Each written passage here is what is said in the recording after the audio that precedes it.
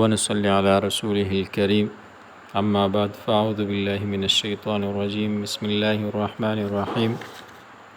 يا أيها الذين آمنوا توبوا إلى الله توبة نصوحا وگو قدر منو عزت منو تیر شوی حصو کې مونږ بیان د توبې د اهمیت هم کو توبې حکم هم کو اوس په یو څو فضایل ذکر کو الله جل شانه په قران کریم کې او په احادیث مبارکاو کې د توبې ډېر زیات فضیلتونه راغلي دي یو څو به دلته ذکر کو ځکه چې انسان کړه د الله جل شانه په دربار کې توبه واسي الله جل شانه قران کې فرمای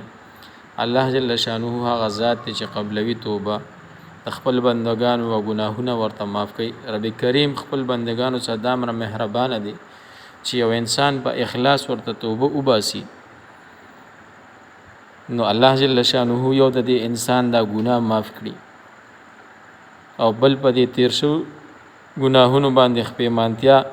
چې د انسان ښکاری او استغفار الله جل شانه تو کی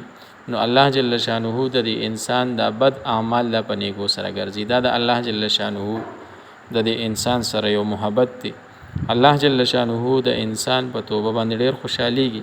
او دا ګناهونه ول پنیګو سره بدلیه الا من تاب وآمن وعمل عملا صالحا فاولئک يبدل الله جل شانه فرمایلی دی کله چې د انسان ګناهونه به کوم دین زو په نیکو سره بدل کم کله چې دی په اخلاص سره مان بخنه غواړي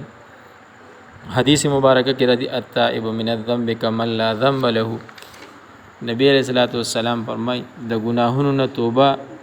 کون کې توبه وستون کې داسې دی لکه صد سره د اړه دا ګناه کړي نه ده بل ځکه وی کو چته تاسو نه ګناهونه وکړي تر دې پورې چې د اسمان او د ځمکه د منځمه حصہ ډک شي یعنی د اسمان غاړو ته د تاسو د ګناهونه ورسي او بیا په اخلاص سره د الله جل شانه په دربار کې توبه وباسي نو الله جل شانه دا توبه قبلوي او دا ګناهونه به درته معاف کړي دا د الله جل شانه ډیر انتهایی رحم دی کرم دی چې الله جل شانه د انسان د پاره د توبې دروازه کولو کړی دا الله جل شانه د انسان توبم قبلی الله جل شانه د سره محبت هم کی سوک چې توبه باسي الله جل شانه سره محبت کی ځکه الله فرمایي قران کې ان الله يحب التوابین ويحب المتطهرین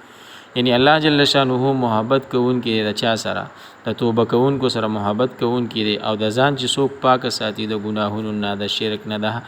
د بد اعمالونو الله جل شانه د هغه سره محبت کوي الله جل شانه فرمایي او هو العفور الودود او هم دغه شانتي الله بهون کې د ګناهونو او محبت کوون کې دی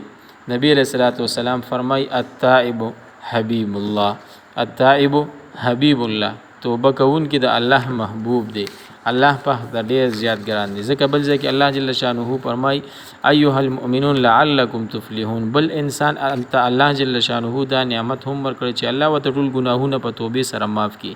او بل لا چې کوم دي د کامیابی ذریعہ هم دا چې انسان کله د الله په دربار کې توبه وباسي الله جل شانه دې انسان ته سکی دا توبه قبلیه او دې انسان د کوم دي کامیابی هم ورکړي په دنیا کې فلاح او کامیابی الله جل شانه په دنیا کې د انسان دا ورکي چې کله دا انسان په اخلاص سره د الله جل شانه په دربار کې توبه وباسي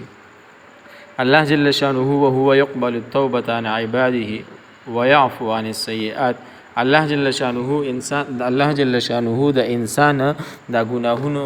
توبه قبلوي او ګناهونه ورته معاف کوي الله جل شانه هدا د معافي د کم وخت پورې د ډیر واقعیات په دې باندې راغلي ان شاء الله لمحه په لمحه به واقعیات ذکر کو چې الله جل شانه د انسانانو د ګناهونه څنګه معاف کړي خدا به تر کم وخت پورې دا بخنه دروازه او د توبې دروازه کولوي دا چې کله د انسان غرغره ني شروع شوي کنه یا انسان ځنکدن ني راغلي ترغه پورې د انسان ته الله جل شانه بخنه کوي او چې کله دا سای چې کوم دي مارې ترور شي ځنکدن شروع شي بیا د الله جل شانه په دربار کې دي توبه باسي بیا توبه د نه قبلي چې ځنکدن خالد شروع شي بیا د توبه باسي نو بیا د توبه نه قبليږي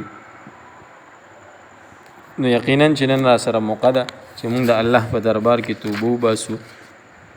او د خپل ګناهونو نه الله جل شانه زموږ مغفرت وکړي الله جل شانه زموږ د ستاسو د ټول اوریدونکو مغفرت نصیب کړي